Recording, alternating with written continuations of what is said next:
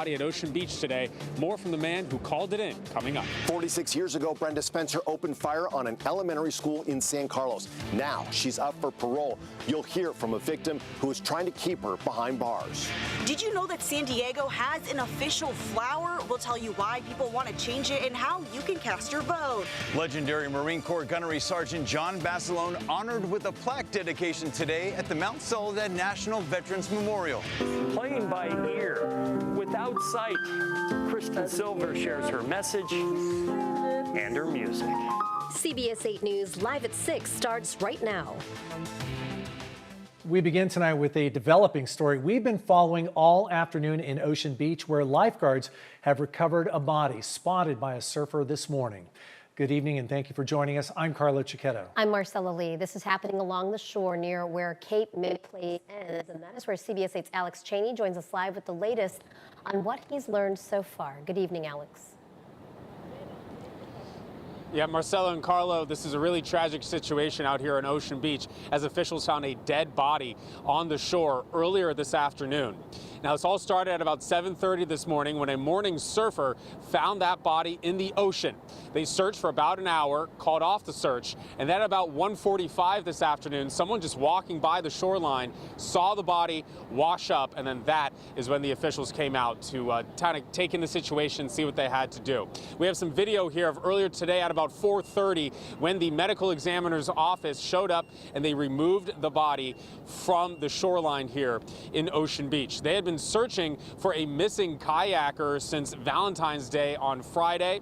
They ended that search over the weekend, and now it is believed that it could have been that person is the body that they found. We spoke to fire earlier, and we also spoke to the guy who called it in earlier this afternoon. Take a listen. Noon, lifeguards were notified by a passerby that a body was spotted in the water by Little Rock Jetty. We initiated a response. We conducted a search and located the body. The body was brought to shore. The rip right there pulled it back out, and the lifeguards got in the water about a minute later after it got pulled out and sucked back out rather, and they found it after about 6 minutes. You're seeing some aerials now from the helicopter of exactly the search as it happened. They put a boat in the water, really got out there into the water to bring that person in. And now San Diego Fire telling us that they have been looking for this person for a while, and hopefully that this situation does bring some closure to that ongoing situation. But very tragic day here at Ocean Beach as that dead body was found on the shoreline earlier this afternoon. We'll bring you more as updates warrant. Reporting here live in Ocean Beach, I'm Alex Cheney, CBS 8 News. Thanks so much, Alex. Developing news out of southern Arizona tonight, where 2 people were killed when 2 small planes collided midair this morning. The NTSB says 2 people were on board on each of the planes. The conditions of the 2 survivors are unknown. According to the FAA, the airport is in what's called an uncontrolled field, which means it does not have an operating air traffic control tower. The NTSB and the FAA are investigating. A hearing for the murder of a young mother who was killed here in San Diego almost a decade ago has been postponed until April. But tonight, the victim's mother is pushing for justice for her daughter and other victims. We featured Crystal Mitchell's story on our True Crime Files. She was murdered in a Mission Gorge apartment back in 2016. The suspect, her then boyfriend, Raymond McLeod, fled the country. Crystal's mother, Josephine Wenzel, spent years to track him down in El Salvador, where he was arrested in 2022. Now, Wenzel is pushing for more support to solve other cold cases.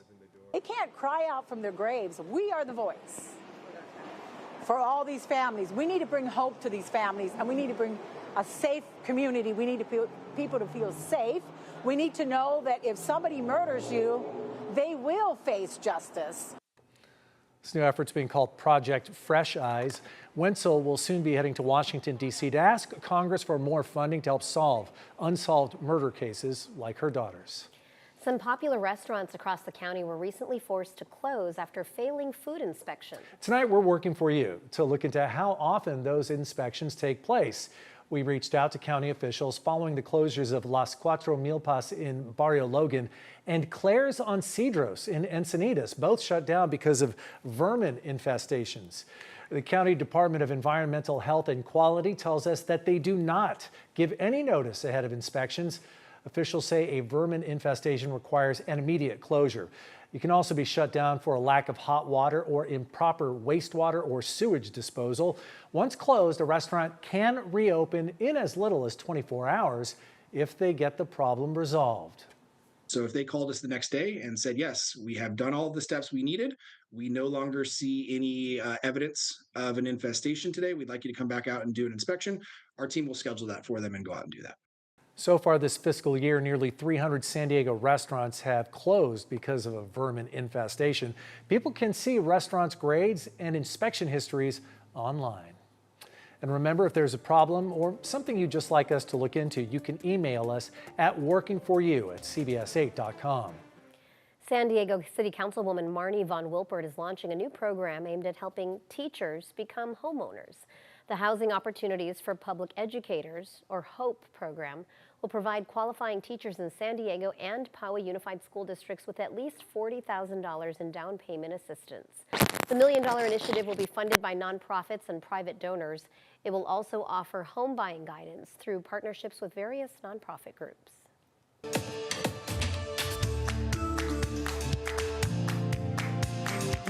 New tonight, there's a budding effort to change the city of San Diego's official flower. Yes, it's a real designation, with the current official flower chosen more than 6 decades ago. CBS 8's Alex Lai shares what the official flower is, if you don't know it, and the native options that could replace it. Did you know San Diego has an official flower? I did not know that. We did not. Had no idea. If you had to take a guess, what do you think it would be? Bird of paradise? Something similar to the golden poppy? Well, it would have to be something very colorful. It's a carnation. Oh, wow. Oh, how lovely. I feel like I've never seen a carnation here. Carnations, famous in grocery stores, but not so much in San Diego. That's why the San Diego Bird Alliance and Savannah Stallings are looking to change the official flower. San Diego is the most biodiverse county in the United States. It has over 2,000 plants. So there are so many amazing species that are representative of the different biodiversity and habitats that are here. There's no official role the flower has in the city, and it won't cost taxpayers. Stallings hopes residents and leaders will plant the new flower around the city, but there's some criteria to follow in order to be chosen. The new flower must support wildlife, have QMI cultural value, be native and landscape friendly, and not be rare or endangered.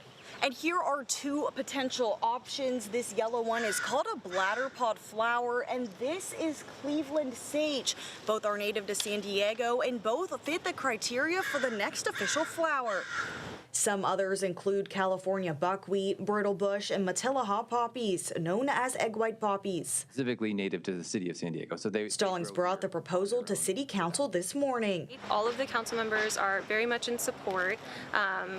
The city's going through a lot, but we think that it's really important to stop and smell the flowers. The next step is to narrow the list down to 8 flowers before returning to City Council.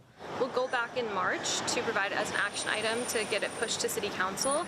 And in March, we'll begin a bracket-style voting for the public to begin to narrow down the options. You can vote online in 3 rounds through March and April. The final flower will be chosen a week before Earth Day and presented to City Council. Find out how to cast your vote at CBS8.com. Alex Lai, CBS 8.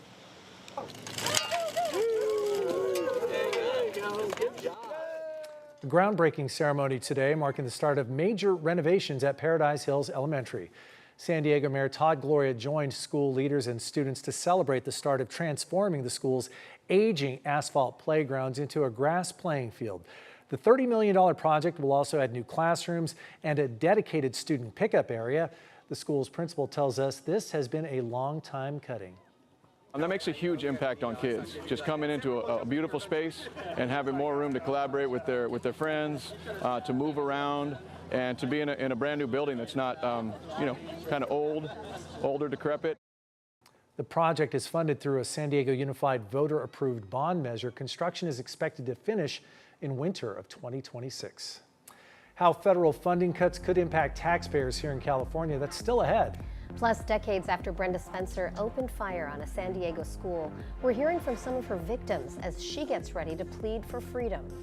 And as loneliness rates soar nationwide, see how some Americans are redefining home through co-housing communities. Today was absolutely beautiful out there. We had lots of sunshine. We did have some sweeping high clouds that moved through pretty quiet as we gear up for tonight. We already hit past our sunset, just those final rays out there. We'll take a look at what's in store for tonight through tomorrow coming up.